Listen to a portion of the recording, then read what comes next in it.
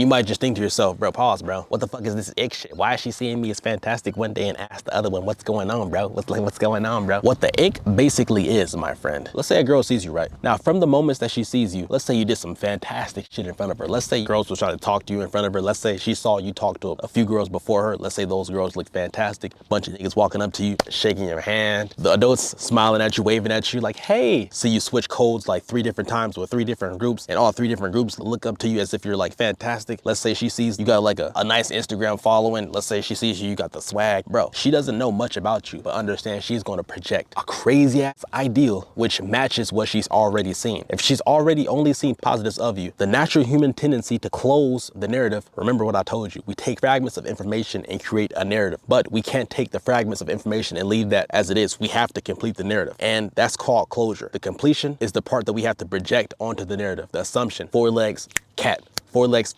dog, 4 legs, bear. That projection is called closure. And in order to close the narrative, once you see these fragments of information, which are these moments that they seen you in, which were fantastic, which showed signs of you being a fantastic individual, they're going to project an ideal which matches that. So no negatives, no nothing. Once they see you, right, and let's say they come to talk to you, right, you get their number, you get their Instagram, you want to take them out. You walking with them, you're having a great time. She sees you with this fantastic individual, you know, that's aligned, that's consistent with what she already saw of you, these fantastic things. But let's say in one of the moments, you do something that deviates from the ideal in a negative fucking way. You don't keep the strong suits of the ideal, nigga, she's going to get the fucking ick. Let's say you walk up somewhere, right? You hella nervous to talk to people. You're like, hello, can you say something? Can you say something? Can you say something to the register guy? Can you order for me? Can you do this? Can you do that? I just can't do it. I just can't do it. Let's say you're afraid to do a whole bunch of different shit. Instant ick, bro. And you might think, why the fuck doesn't she like me anymore? What happened, bro? What did I do? You thought that just because she liked you in one moment that shit was just gonna stick forever. No, my friend, you deviated from the ideal. Therefore, she doesn't like you anymore. She liked the ideal. The you was now somewhere else below the ideal. She liked the ideal. She didn't fucking like whatever this nigga is. And you can't blame her, because how the hell is she supposed to know you off a few moments? You can't get mad at her and just be like, why did she get it? Just go digger. Women suck. No, you gotta learn how to keep signal coherence, bro. So if you signal these phenomenal things in the beginning, bro, it better stay consistent. If you do deviate from the ideal person that she saw you to be, you better deviate from the negatives, bro. You better just surpass it. You better be better than it. Anything below the ideal is going to be absolutely cooked. You're basically just going to be like, oh, this nigga sucks. Oh, this nigga sucks. But if you're able to deviate from it in a positive way, let's say she thought you were great, but you're fantastic.